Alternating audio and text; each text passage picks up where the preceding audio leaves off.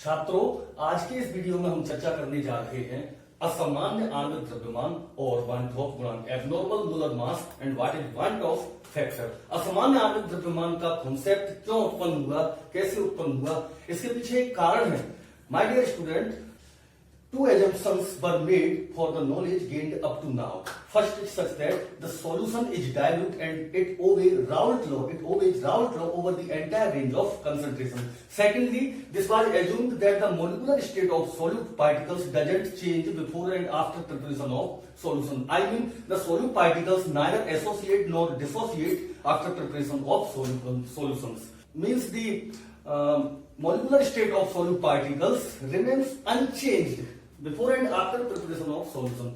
मैं ये कहना चाह रहा हूं बच्चों कि अब तक हम ये मान करके चल रहे थे, जो भी अध्ययन हमने अब तक किया है उसमें, कि विलयन तनु है और यह राउल के नियम का पालन करता है। और दूसरी बात यह भी मान करके चल रहे थे कि जो भी विलय पदार्थ विलायक के अंदर मिलाया गया है, चाहे वो विलय पदार्थ वोलेटाइल किस्म का है या नॉन वोलेटाइल किस्म का है, विलायक के अंदर जो भी विलय पदार्थ मिलाकर के जो विलयन तैयार किया गया है, उस विलयन के बनने के बाद में विलय पदार्थ के कणों की जो आणविक अवस्था है वह चेंज नहीं हुई है। यानी कि विलयन बनने से पहले जिस अवस्था में विलय पदार्थ के कण थे, जैसी अवस्था में विलय पदार्थ के कण थे, उनकी अवस्था वैसी की वैसी ही है। अर्थात वे ना तो एसोसिएट हुए हैं ना डिसोसिएट हुए हैं। मतलब विलयन बनने के बाद विलय पदार्थ के कण ना तो विलयन में जाकर के संगुणित हुए हैं ना वियोजित हुए हैं, ना तो उनका विभाजन हुआ है ना उनका संगुणन हुआ है। यानी उनकी आणविक अवस्था को हम विलयन बनने से पूर्व की आणविक अवस्था के समान ही मान करके चल रहे थे। हम ये मान के चल रहे थे कि विलय पदार्थ के कण विलयन में जाने के बाद भी अपनी आणविक अवस्था को अनचेंज्ड रखते हैं। But most of the case हम कई केसों में ये देखेंगे कि जो विलय पदार्थ है वह विलयन बनने के बाद अपनी आणविक अवस्था को चेंज कर लेता है। दो प्रकार के एग्जाम्पल्स हमें यहां देखने मिलेंगे। पहली बात तो ये है, जैसे हम बात कर रहे हैं कि KCl को वाटर में घोला जाए, पोटासियम क्लोराइड को जब आप वाटर के अंदर घोलोगे तो आप देखोगे कि KCl वाटर के अंदर डिजोल्व होने के बाद पोटासियम पॉजिटिव आयंस एवं chloride minus ions negative ions में डिसोसिएट हो जाएगा, वियोजित हो जाएगा। इसी प्रकार अगर हम मैग्नीशियम क्लोराइड या MgCl की चर्चा करते हैं तो उस स्थिति में आप देखोगे यह भी विलयन में जाने के बाद magnesium di positive ion and twice chloride ions में वियोजित हो जाता है।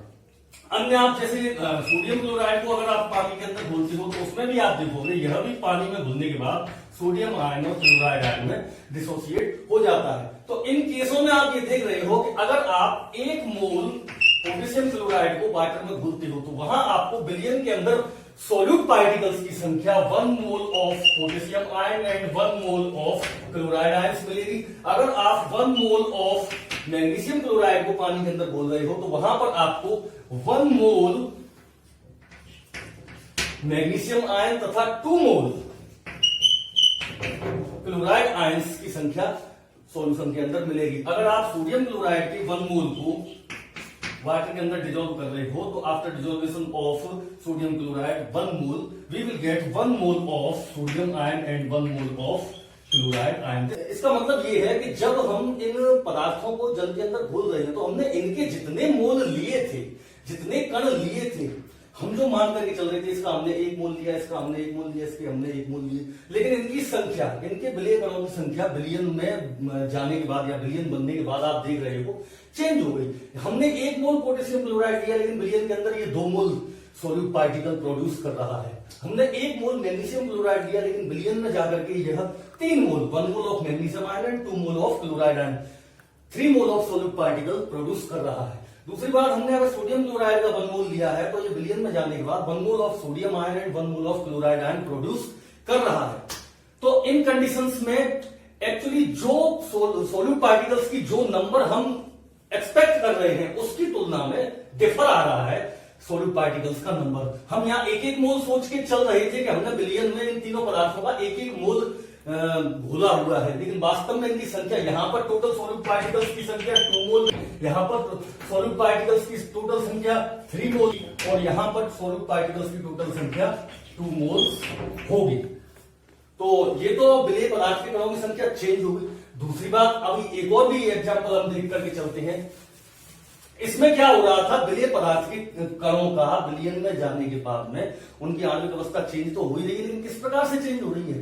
कि विलेय पदार्थ के कणों का वियोजन हो रहा है, डिसोसिएशन हो रहा है। एक विलेय पदार्थ से दो या दो से अधिक विलेय पदार्थ के कण तैयार हो रहे हैं। दूसरा केस क्या हो सकता है बच्चों? दूसरे केस के अंदर हम देखेंगे कि सेकेंडली अगर एसोसिएशन हो जाए,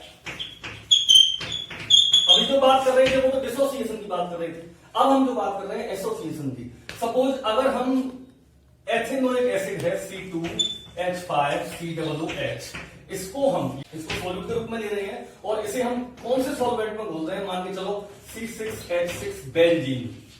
बेंजीन में अगर हम इसे घोलते हैं जो कि सॉल्वेंट के रूप में प्रयुक्त किया जाए, तो उस स्थिति में हम देखेंगे क्या होता है बच्चों, इनका जो सॉल्यूशन बनेगा, इनके मिलाने से जो सॉल्यूशन बनता है, उस सॉल्यूशन के अंदर ये जो सॉल्यूट पार्टिकल्स हैं C2H5OH यानी एथेनोइक एसिड, ये हाइड्रोजन बॉन्डिंग के द्वारा दो मॉलिक्यूल्स डाइमराइजेशन यानी द्वितीयकरण के द्वारा दो मॉलिक्यूल्स मिलकर के डाइमर तैयार करते हैं। कैसे? जैसे C2H5COOH एंड सेकंड C2H5COOH, इस तरह से। तो यहां हाइड्रोजन बॉन्डिंग कैसे हो जाती है? यूं। ये आप हाइड्रोजन बॉन्डिंग देखोगे तो इसमें क्या होगा कि एथिनोइक एसिड के दो अणु मिलकर के उन्होंने एक ही मॉलिक्यूल, भले ही वो लार्ज है तो लेकिन वो एक अणु बना दिया। तो इस हिसाब से तो बच्चों अगर हम इसके अंदर 100 मोल्स ऑफ एथिनोइक एसिड अगर डिजोल्व करते हैं तो विलयन बनने के बाद अंदर टोटल सॉल्यूट पार्टिकल्स की संख्या तो 50 मोल्स रह जाएगी, क्योंकि दो अणु मिलकर के एक अणु को तैयार कर रहे हैं। अगर इसकी जगह पे हम बेंजोइक एसिड भी ले सकते थे। बेंजीन के अंदर अगर हम इस तरह से बेंजोइक एसिड ले रहे हैं, इसी बेंजीन के अंदर बेंजीन प्लस बेंजोइक एसिड जैसे C6H5COOH, तो इसका भी बच्चों क्या होता है? वही दो अणु C6H5COOH एंड C6H5COOH, यहां भी डाइमर इसी तरह से बन जाता है। तो इस तरह दो अणु मिलकर के जब एक अणु का निर्माण करेंगे तो हम देख रहे हैं कि अगर विलयन के अंदर हमने 100 अणु विलेय पदार्थ के लिए हैं तो विलयन बनने के बाद वहां पर विलयन में विलेय कणों की संख्या 100 के बजाय 50 रह जाएगी। क्यों? क्योंकि दो अणु मिलकर के एक अणु का निर्माण कर रहे हैं। तो अभी इससे पहले जो केस हमने देखा था उसमें क्या हो रहा था कि विलेय पदार्थ के कणों की संख्या वास्तव में विलयन बनने के बाद बढ़ रही थी, क्योंकि विलेय पदार्थ के कणों का वियोजन हो रहा था। यहां क्या हो रहा है इस केस के अंदर? एसोसिएशन, मतलब विलेय पदार्थ के कणों की संख्या विलयन बनने के बाद कम हो रही है, क्योंकि दो या दो से अधिक विलेय पदार्थ के कण मिलकर के एक हो रहे हैं, मिल रहे हैं, संगुणित हो रहे हैं। तो इन दोनों ही केसों में बच्चों, चाहे हम वियोजन की बात कर रहे हैं या संगुणन की बात कर रहे हैं, दोनों ही केसों में भाई अब तक जो हम अध्ययन कर रहे थे उसमें तो हम यही मान करके चल रहे थे कि solute particles doesn't change their molecular state before and after preparation of the solution. हम ये मान के चल रहे थे विलयन बनने के बाद सॉल्यूट पार्टिकल्स का आणविक अवस्था चेंज नहीं होता है, लेकिन एक्चुअली हो क्या रहा है कई केसों के अंदर कि सॉल्यूट पार्टिकल्स विलयन बनने के बाद में अपनी आणविक अवस्था को चेंज कर रहा है। चेंज करने का मतलब क्या है? या तो वो डिसोसिएट हो रहा है या फिर वो एसोसिएट हो रहा है, या तो एक विलेय के कण से अधिक कण बन रहे हैं या फिर अधिक कणों से मिलकर के एक कण बन रहा है, या तो वियोजन हो रहा है या संगुणन हो रहा है। तो इन दोनों ही केसों के अंदर, वियोजन में और संगुणन में, डिसोसिएशन में और एसोसिएशन में, इन दोनों ही केसों के अंदर हम देख रहे हैं कि विलेय पदार्थ के कणों की एक्चुअल संख्या, ये तो एक्चुअल है, विलयन में जाने के बाद उसका वियोजन हुआ या संगुणन हुआ, उसके बाद जो विलेय पदार्थ के कणों की संख्या है वही उसकी एक्चुअल संख्या है। भले ही थियोरेटिकली सैद्धांतिक रूप से हमने कुछ भी संख्या ली, लेकिन विलयन बनने के बाद एक्चुअली उसकी पोजीशन अंदर जाकर के क्या है विलयन में, उस विलेय पदार्थ के कण की, उसी के बाद तो उसके कणों की वास्तविक संख्या निकल करके आएगी। तो क्या है कि हम जो लेकर के चल रहे थे विलेय पदार्थ के कणों की संख्या, उसकी तुलना में विलयन बनने के बाद विलेय पदार्थ के कणों की संख्या कई बार, जबकि विलेय पदार्थ के कणों का वियोजन या संगुणन हो जाता है, तो उस स्थिति में विलेय पदार्थ के कणों की संख्या लिए गए विलेय पदार्थ के कणों की संख्या से चेंज हो जाती है विलयन बनने के बाद में, चाहे तो वियोजन के कारण मान लीजिए चाहे संगुणन के कारण मान लीजिए। तो इन दोनों ही केसों में होगा क्या कि जब हम कोलिगेटिव प्रॉपर्टी जो कि अणुसंघ गुणधर्म है उनका जब हम मापन करेंगे, तो मापन करने पर जब प्रयोग द्वारा जो मापन किया जाएगा अणुसंघ गुणधर्म का, वो जो मापन होगा वो विलयन में उपस्थित विलेय पदार्थ के कणों की एक्चुअल नंबर पर डिपेंड करेगा। विलयन में अगर विलेय पदार्थ के कणों की संख्या बढ़ गई है या विलयन में विलेय पदार्थ के कणों की संख्या घट गई है, मेरा मतलब विलयन में अगर विलेय पदार्थ के कणों की संख्या शुरुआत में लिए गए विलेय पदार्थ के कणों की संख्या की तुलना में चेंज कर गई है। तो वास्तव में जो प्रयोग द्वारा हम कोलिगेटिव प्रॉपर्टी या अनुसंघ गुणधर्म का मापन करेंगे तो वो मान जो आएगा अनुसंघ गुणधर्म का, वो तो विलयन में उपस्थित विलेय पदार्थ के कणों की वास्तविक संख्या के अनुसार ही आएगा। और हम जो सैद्धांतिक तौर पर अनुसंघ गुणधर्म का मान निकालेंगे, जो सूत्रों के द्वारा जो मान निकालेंगे, वह मान जो होगा वह हमने शुरुआत में जो विलेय पदार्थ के कणों की संख्या जो ली थी, शुरुआत में जो हमने लिया है उस मान के आधार पर निकालेंगे। तो इस प्रकार अनुसंघ गुणधर्म के मान अलग अलग आएंगे, क्योंकि विलयन में विलेय पदार्थ के कणों की संख्या, वास्तविक संख्या हमारे द्वारा लिए गए, शुरुआती तौर पर हमारे द्वारा लिए गए विलेय पदार्थ के कणों की संख्या की तुलना में कम या अधिक है। तो कुल मिलाकर के जब विलेय पदार्थ के कणों की संख्या चेंज हो गई है, तो जो प्रयोग द्वारा हम मापन करके कोलिगेटिव प्रॉपर्टी का मान जो निकालेंगे, वो मान हमारे द्वारा सैद्धांतिक तौर पर कोलिगेटिव प्रॉपर्टी के परिकलित मान की तुलना में अलग होगा। तो इस प्रकार हमारे पास कोलिगेटिव प्रॉपर्टी के दो मान हो गए। एक तो वो मान जो प्रायोगिक तौर पर प्रेक्षित हुआ है, कोलिगेटिव प्रॉपर्टी का प्रयोग द्वारा निकाला गया मान है, इसे हम प्रेक्षित मान कह सकते हैं, प्रेक्षित अनुसंघ गुणधर्म। दूसरा वो मान है जिसे हम सैद्धांतिक तौर पर परिकलित कर रहे हैं, तो उसे हम परिकलित अनुसंघ गुणधर्म या सैद्धांतिक अनुसंघ गुणधर्म कह सकते हैं। तो ये जो दो अनुसंघ गुणधर्म के मान आए हैं, इन्हीं में ही कोरिलेशन या सहसंबंध स्थापित करने के लिए वान टॉप ने एक फैक्टर दिया है, वान टॉप ने एक गुणांक प्रस्तावित किया है, उसे हम वान टॉप गुणांक या आई के द्वारा रिप्रेजेंट करते हैं। क्या है ये, देखिए बच्चों,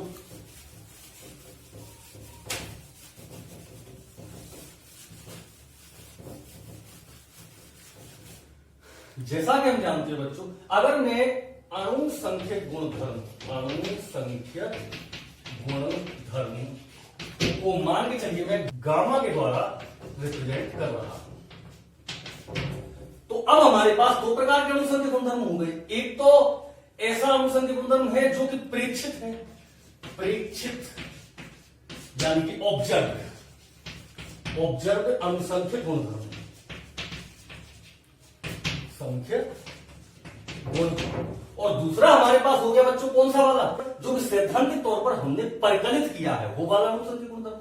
तो दूसरा कौन सा हो गया, सैद्धांतिक या परिकलित अनुसंख्यक गुण, दो प्रकार के अनुसंख्यक गुण हो गए। इन्हीं के ही अनुपात को वान टॉप गुणांक आई कहा है। प्रेक्षित अनुसंख्यक गुणधर्म और सैद्धांतिक या परिकलित अनुसंख्यक गुणधर्म के ही अनुपात को उन्होंने आई या वान टॉप गुणांक कहा आता है, उसी को हम वान टॉप गुणांक आई कहते हैं। यानी वान टॉप गुणांक आई जो है वो विलयन में किसी अनुसंख्यक गुणधर्म के प्रेक्षित मान प्रयोग द्वारा निर्धारित जो हुआ है प्रेक्षित मान, और उसके परिकलित सैद्धांतिक मान का ही अनुपात है, उसे ही हम वान टॉप गुणांक आई कह रहे हैं। अब जैसे हमारे पास ये, अगर हम अनुसंख्यक गुणधर्म को गामा के द्वारा रिप्रेजेंट करें, तो फिर हमारे पास आप देख रहे हो, इसे हम आई को किस तरह कह सकते हैं, i equal to gamma observed upon gamma calculated, या गामा थ्योरेटिकल, क्योंकि गामा का प्रेक्षित मान और गामा का परिकलित मान जो भी है उसे हम आई कह रहे हैं। या ऐसे भी कह सकते हो gamma observed upon gamma theoretical. Gamma का प्रेक्षित मान यानी अनुसंख्यक गुणधर्म का प्रेक्षित मान एवं अनुसंख्यक गुणधर्म के सैद्धांतिक मान का अनुपात ही वान टॉप गुणांक आई कहलाता है। अब अनुसंख्यक गुणधर्म कौन कौन से हैं आप जैसे देखोगे, relative lowering of vapour pressure, यानी वेपर प्रेशर का लोअरिंग है जैसे, तो हम उसे वेपर प्रेशर की लोअरिंग को कैसे रिप्रेजेंट करते थे, delta P observed upon delta P theoretical. वाष्प दाब अवनमन का प्रेक्षित मान बटे वाष्प दाब अवनमन का सैद्धांतिक मान, इनका अनुपात क्या कहलाएगा, वान टॉप गुणांक कहलाएगा। और दूसरे तरीके से कहें तो दूसरा अनुसंख्यक गुणधर्म कौन सा था बच्चों, delta T B obs upon delta T B theoretical. Means क्वथनांक में उन्नयन का प्रेक्षित मान अपॉन क्वथनांक में उन्नयन का सैद्धांतिक मान, ये जो होगा इनका अनुपात ये भी वान टॉप गुणांक आई के बराबर होगा। इसके अलावा आई इक्वल टू क्या हो सकता है, delta T F observed upon delta T F theoretical. Means क्या मतलब हुआ? हिमांक में अवनमन का प्रेक्षित मान अपॉन हिमांक में अवनमन का सैद्धांतिक मान, ये भी अनुपात होगा वो क्वांटम गुणांक आई के बराबर होगा। इसके अलावा चौथा अनुसंध गुणधर्म कौन सा था? पाई, यानी कि परासरण दाब, पाई ऑब्जर्व्ड अपॉन पाई थ्योरेटिकल। परासरण दाब का प्रेक्षित मान अपॉन परासरण दाब का सैद्धांतिक मान, ये भी अनुपात आई के बराबर होगा, क्वांटम गुणांक आई के बराबर होगा। अब बच्चों जैसा कि हम जानते हैं कि कोई भी अनुसंध गुणधर्म है वो बिलियन में सोल्यूट पार्टिकल्स के मोलों की संख्या पर डिपेंड करता है। आप किसी भी अनुसंध गुणधर्म के फॉर्मूले को जब आप देखोगे तो उसके फॉर्मूले में अल्टीमेटली लास्ट में विलेय पदार्थ के कणों की संख्या उसके प्रोपोर्शनलिटी में आ रही होगी। देख लीजिए आप चारों ही अनुसंध गुणधर्मों को, हम पिछली वीडियो में बता ही चुके हैं आपको। तो आप जानते हो कि अनुसंध गुणधर्म का मान जो है वह बिलियन में उपस्थित विलेय पदार्थ के मोलों की संख्या के प्रोपोर्शनल टू होता है, यानी अनुपाती होता है। तो फिर हम क्या कह सकते हैं कि आई का मान बिलियन में विलेय पदार्थ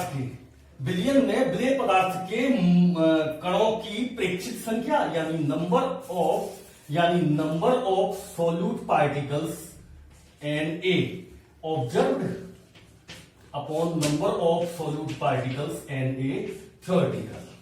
ये बच्चों समझने वाली बात है, क्योंकि बिलियन में किसी भी अनुसंध गुणधर्म का मान उसके विलेय पदार्थ के कणों की संख्या के समानुपाती है। तो प्रेक्षित अनुसंध गुणधर्म का मान प्रेक्षित कणों की संख्या के समानुपाती होगा, विलेय कणों की प्रेक्षित संख्या के समानुपाती होगा। और सैद्धांतिक अनुसंध गुणधर्म का मान जो हमने शुरुआत में सैद्धांतिक तौर पर विलेय पदार्थ के कण लिए हैं उन कणों की संख्या के समानुपाती होगा। भाई बिलियन में अगर विलेय पदार्थ के कणों की संख्या चेंज हो रही है तो वो चेंज होने वाली संख्या तो उसकी प्रेक्षित संख्या है, वास्तविक संख्या है। और जो सैद्धांतिक तौर पर जो हमने शुरुआत में जो विलेय पदार्थ के कण लिए थे वो संख्या उनकी सैद्धांतिक संख्या है। तो जो अनुसंध गुणधर्म या कोलिगेटेड प्रॉपर्टी का प्रेक्षित मान है वो विलेय पदार्थ के कणों की प्रेक्षित संख्या के अनुपाती होगा, और जो सैद्धांतिक मान है वो विलेय पदार्थ के कणों की सैद्धांतिक संख्या के अनुपाती होगा। तो इस हिसाब से, इस आधार पर हम आई के लिए N A observed upon N A theoretical ये फॉर्मूला भी लागू कर सकते हैं। अब आप जानते हो कि किसी भी पदार्थ के मोलों की संख्या, विलेय पदार्थ के मोलों की संख्या एन ए इक्वल टू क्या होता है? W A upon M A. यही तो फॉर्मूला होगा बच्चों मोलों की संख्या के लिए। तो जब हम N A observed upon N A theoretical विलेय पदार्थ के कणों की प्रेक्षित संख्या अपॉन विलेय पदार्थ के कणों की सैद्धांतिक संख्या तक पहुंच गए हैं आई के लिए, तो इसे हम और आगे बढ़ाएं तो क्या कह सकते हैं? एन ए ऑब्जर्व्ड के लिए क्या कहेंगे? W A upon M A observe upon W A upon M A theoretical. I equal to since क्या प्राप्त कर चुके हैं अब तक हम? N A observe upon N A theoretical. यहां तक तो आ ही चुके हैं। अब एन ए ऑब्जर्व का मान क्या होगा बच्चों? एन ए ऑब्जर्व का, चूंकि एन ए का मान होता है W A upon N A, तो यहां हम लिखेंगे W A upon M A, और वो भी किस प्रकार का? ऑब्जर्व, प्रेक्षित मान। समझा रहा हूं अभी। दूसरा है, इसके लिए आप क्या लिखोगे? W A upon M A theoretical, सैद्धांतिक। यहां हमने चूंकि एन ए का मान W A upon M A होता है, तो एन ए ऑब्जर्व के लिए हमने रखा W A upon M A observe. हमने डब्ल्यू ए के सामने ऑब्जर्व क्यों नहीं लगाया? क्योंकि डब्ल्यू ए जो है वो विलेय पदार्थ का ग्रामों में भार है। अब देखिए बच्चों, एक बात है कि बिलियन बनने के बाद चाहे विलेय पदार्थ अपनी आणविक अवस्था को चेंज करे या न करे, हर स्थिति में बिलियन के अंदर विलेय का भार उतना ही रहेगा जितना हमने लिया है, तो उसका भार कभी चेंज नहीं होता है। तो विलेय का जो भार है वह तो सैद्धांतिक रूप से लो या प्रेक्षित रूप से लो, कैसे भी लो आप, वो विलेय का भार तो हमेशा फिक्स रहेगा, उसमें तो चेंजिंग आ नहीं सकती। जितना भार हमने लिया है, चाहे वो डिसोसिएट हो गया चाहे वो एसोसिएट हो गया विलेय पदार्थ, तो उस स्थिति में उसका भार थोड़ा ही चेंज हो सकता है। तो बच्चों इसीलिए मैंने जो डब्ल्यू ए का मान है दोनों ही मानों के लिए, एन ए ऑब्जर्व में भी डब्ल्यू ए का मान हमने डब्ल्यू ए ही लिया है, और एन ए थ्योरेटिकल में भी डब्ल्यू ए को हमने डब्ल्यू ए ही कहा है। यहां पर हमने ऑब्जर्व या थ्योरेटिकल शब्द को यूज नहीं किया है, केवल एम ए यानी विलेय पदार्थ का मोलर द्रव्यमान या उसका आणविक द्रव्यमान, उसको प्रेक्षित और सैद्धांतिक रूप में हमने व्यक्त किया है। इसको क्यों किया है? क्योंकि अगर विलेय पदार्थ विलियन बनने के बाद अपनी आणविक अवस्था को चेंज करेगा तो चेंज करेगा तो या तो वो वियोजित होगा या वो संगुणित होगा, दोनों ही अवस्थाओं में उसकी आणविक अवस्था चेंज होगी, और आणविक अवस्था चेंज होगी तो उसका अणुभार तो चेंज होना ही होना है, और अणुभार चेंज होगा तो फिर प्रेक्षित अणुभार कुछ और होगा, और वास्तव में जो शुरुआत में हमने विलेय पदार्थ लिया था उसका अणुभार सैद्धांतिक तौर पर कुछ और होगा। इसलिए हमने अणुभार के लिए ऑब्जर्व और सैद्धांतिक दोनों मान यहां प्रस्तुत किए हैं। अब इसके बाद बच्चों क्या है, जैसे ये W है, इसको तो आप कैंसिल आउट हो जाएंगे, आप समझ ही गए होंगे इस बात को। तो यहां से आगे आप चलोगे तो क्या आएगा, MA थ्योरेटिकल ऊपर आ जाएगा और MA ऑब्जर्व नीचे रह जाएगा, तो क्या रहे MA theoretical upon MA observe. ये बच्चों समझने वाली बात है। I यानी वांट ऑफ फैक्टर का मान हर फॉर्मूले में देखिए, अनुसंध गुणधर्म का प्रेक्षित मान अपॉन अनुसंध गुणधर्म का सैद्धांतिक या परिकलित मान, gamma observe upon gamma calculated, gamma observe upon gamma theoretical, इस तरह से चल रहा था। यहां आप देख रहे थे वाष्पदाब में अवनमन का प्रेक्षित मान अपॉन वाष्पदाब में अवनमन का सैद्धांतिक मान, क्वथनांक में उन्नयन का प्रेक्षित मान अपॉन क्वथनांक में उन्नयन का सैद्धांतिक मान, हिमांक में अवनमन का प्रेक्षित मान अपॉन हिमांक में अवनमन का सैद्धांतिक मान, पराशर दाब का प्रेक्षित मान अपॉन पराशर दाब का सैद्धांतिक मान, विलयन में विलेय पदार्थ के कणों की या विलयन में विलेय पदार्थ के मोलों की प्रेक्षित संख्या बटे विलयन में विलेय पदार्थ के मोलों की सैद्धांतिक संख्या। यहां तक सब जगह प्रेक्षित ऊपर आ रहा है और सैद्धांतिक नीचे आ रहा है, लेकिन जैसे ही हमने इसको और आगे रन किया फॉर्मूले को, तो आप देख रहे हो कि जैसे ही मूलों की संख्या प्रेक्षित अपॉन मूलों की संख्या सैद्धांतिक को आगे और रन कर रहे हो, तो आप देखते हो कि विलेय पदार्थ का आणविक द्रव्यमान सैद्धांतिक ऊपर है और प्रेक्षित नीचे है। हर में आ गया, सैद्धांतिक मान अंश में है और प्रेक्षित मान हर में आ रहा है। तो इससे आपको फॉर्मूला निकल करके आ गया आणविक द्रव्यमान का सैद्धांतिक मान अपॉन आणविक द्रव्यमान का प्रेक्षित मान। अच्छा बच्चों, आणविक द्रव्यमान का जो सैद्धांतिक मान होता है वो कौन सा मान होता है? वो तो वही मान है जिसे हम नॉर्मली कैलकुलेट कर रहे हैं, परमाणु भारों को जोड़ जोड़ करके जो भी अणुभार हम विलेय पदार्थ का निकाल रहे हैं वह उसका सैद्धांतिक अणुभार है। तो उसे तो हम सामान्य अणुभार कहेंगे, सामान्य अणुभार कहेंगे। जैसे हम इसमें आगे बताता हूं बच्चों में आपको, जैसे यहीं पर एक छोटा सा फॉर्मूला आप देखें, KCl को अगर हमने विलयन में बोला तो K प्लस आयन अलग बन जाएंगे, Cl माइनस आयन अलग बन जाएंगे। अब KCl का आप अणुभार जो निकालोगे वो कितना निकलेगा? 39 प्लस 35.5 इक्वल टू 74.5 निकलेगा। ये उसका सैद्धांतिक मान है। सैद्धांतिक मान का मतलब सामान्य आणविक द्रव्यमान है जो हम कैलकुलेट करते हैं नॉर्मली सभी गणनाओं के अंदर, जो हम मान करके चलते हैं 74.5 KCl। लेकिन विलयन बनने के बाद में तो K प्लस आयन अलग हो गए, Cl माइनस आयन अलग हो गए, तो हम ये समझ के चल रहे हैं कि विलयन में तो 74.5 आणविक द्रव्यमान वाला कोई भी विलय कण है ही नहीं, क्योंकि इसका 39 निकलेगा और इसका 35.5 निकलेगा। तो 74.5 वाला विलयन बनने के बाद, चूंकि ये विलय कण है, अब ये तो है नहीं, अब विलयन बनने के बाद ये वाले विलय कण हो गए, तो ये वाले विलय कण हो गए, तो विलयन में विलय पदार्थ का कोई भी कण ऐसा नहीं है जिसका आणविक द्रव्यमान 74.5 हो। कितना है? तो वहां तो 39 और 35.5 का एवरेज मान निकालना पड़ेगा आपको, तो 39 प्लस 35.5 अपॉन 2, तो इससे आप निकालोगे तो लगभग 37.25 कुछ इस तरह से निकल करके आएगा। तो विलयन के अंदर विलय पदार्थ के कणों का एवरेज आणविक द्रव्यमान जो होगा वो 37.25 कुछ इस तरह से निकल करके आएगा। तो ये जो आणविक द्रव्यमान है, इस आणविक द्रव्यमान वाला कोई विलय पदार्थ हमने तो मिलाया नहीं है विलयन के अंदर। एक्चुअली ये जो आणविक द्रव्यमान निकल करके आ रहा है यही असामान्य आणविक द्रव्यमान है। इस आणविक द्रव्यमान को हमने शुरुआत में इस आणविक द्रव्यमान का कोई विलय पदार्थ लिया ही नहीं है। तो ये क्यों आया? क्योंकि विलयन बनने के बाद विलय पदार्थ के कणों की अवस्था चेंज हुई, या तो वो वियोजित हो गए हैं या फिर हो सकता है कि वो संगुणित हो गए हो। संगुणित होने पर क्या होगा कि जो आणविक द्रव्यमान आएगा प्रेक्षण के द्वारा, यहां पर तो कम आ रहा है। जो विलय पदार्थ हमने लिया था 74.5 आणविक द्रव्यमान वाला, उसकी तुलना में आणविक द्रव्यमान कम आ रहा है, क्योंकि वियोजन हो गया विलय पदार्थ के कणों का। अगर विलय पदार्थ के कणों का संगुणन हो जाता बच्चों, तो संगुणन होने के बाद में जो आणविक द्रव्यमान प्रयोग द्वारा प्रेक्षण से प्राप्त होता हमें, वह लिए गए विलय पदार्थ के सैद्धांतिक आणविक द्रव्यमान की तुलना में अधिक होता, क्योंकि वहां संगुणन होकर के दो अणु मिलकर के एक अणु बना रहे हैं, तो उनका आणविक द्रव्यमान प्रयोग द्वारा प्रेक्षण लेने पर अधिक प्राप्त होता हमको। तो वो जो आणविक द्रव्यमान है, जो प्रेक्षित आणविक द्रव्यमान है, वो ही असामान्य आणविक द्रव्यमान है। सामान्य आणविक द्रव्यमान तो वो है जो हम कैलकुलेट करके नॉर्मली गणनाओं में काम में लेते हैं।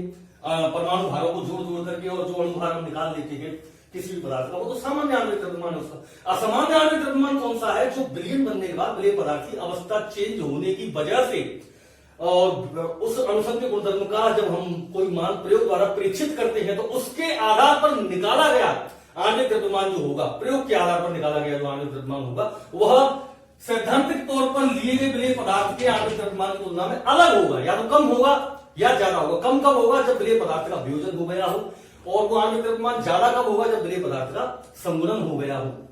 तो ऐसी स्थिति में जब वो विलेय पदार्थ का आणविक द्रव्यमान प्रयोग द्वारा परीक्षण लेने पर सैद्धांतिक आणविक द्रव्यमान की तुलना में कम या अधिक आ रहा है, तो उसी आणविक द्रव्यमान को बच्चों हम असामान्य आणविक द्रव्यमान या एबनॉर्मल मोलर मास कहते हैं। तो यहां पर आप देखोगे ये जो फॉर्मूला हमारा निकल के आया कि आई वांट ऑफ फैक्टर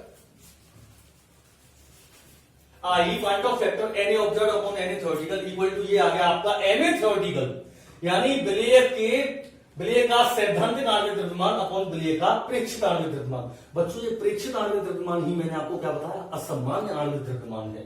और ये थ्योरेटिकल आणविक द्रव्यमान कौन सा? ये सामान्य आणविक द्रव्यमान है। तो इसे हम आगे जाकर के ऐसे भी कह सकते हैं, इक्वल टू एम ए सामान्य अपॉन एम ए असामान्य। तो ये हमारे पास फॉर्मूला निकल करके आ गया वांट ऑफ फैक्टर का। इसे भी हम यूज कर सकते हैं, i equal to M A सामान्य अपॉन एम ए असामान्य। अब हम वांट ऑफ फैक्टर को दोबारा से एक सूत्रों की श्रृंखला में स्थापित कर रहे हैं। देखिए क्या है बच्चों, मैंने बताया वांट ऑफ फैक्टर आई काय के बराबर होता है किसी अनुसंध गुणधर्म के प्रेक्षित मान और उसके सैद्धांतिक मान का या परिकलित मान का अनुपात होता है, यानी गामा प्रेक्षित अपॉन गामा सैद्धांतिक या परिकलित भी कह सकते हैं। गामा के प्रेक्षित मान यानी अनुसंध गुणधर्म के प्रेक्षित मान और अनुसंध गुणधर्म के सैद्धांतिक या परिकलित मान का अनुपात ही वांट ऑफ फैक्टर है। तो क्या कहेंगे हम? डेल्टा पी जो कि पहला अनुसंध गुणधर्म है उसका प्रेक्षित मान upon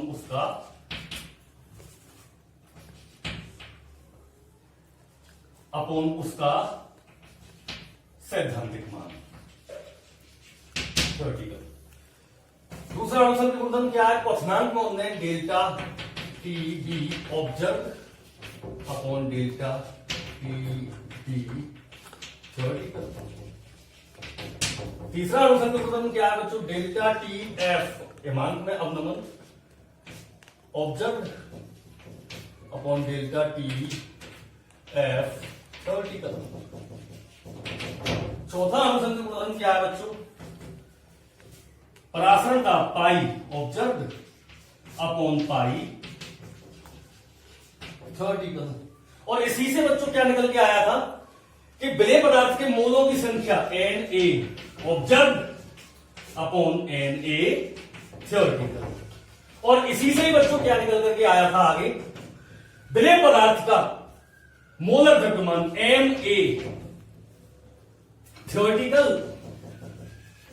upon M A observe. और इसी को ही आगे चल के हम क्या कह सकते हैं बच्चों? आई इक्वल टू एम ए विलेय पदार्थ का सामान्य आणविक द्रव्यमान अपॉन एम ए विलेय पदार्थ का असामान्य आणविक द्रव्यमान। ये वांट ऑफ फैक्टर है जिसका आणविक द्रव्यमान असामान्य आणविक द्रव्यमान के साथ संबंध निकल करके आ गया। अब इस आई को हम कई बार न्यूमेरिकल्स जो कैलकुलेशन हम करेंगे, आंतरिक गणनाएं जो किया करेंगे, उसमें हम इस आई का उपयोग किया करेंगे। अनुसंध गुणधर्म के प्रेक्षित मान के साथ सैद्धांतिक मान को कोरिलेट करके विभिन्न मानों का परिकलन किया जाएगा। तो ये फॉर्मूले कई जगह पर काम आए।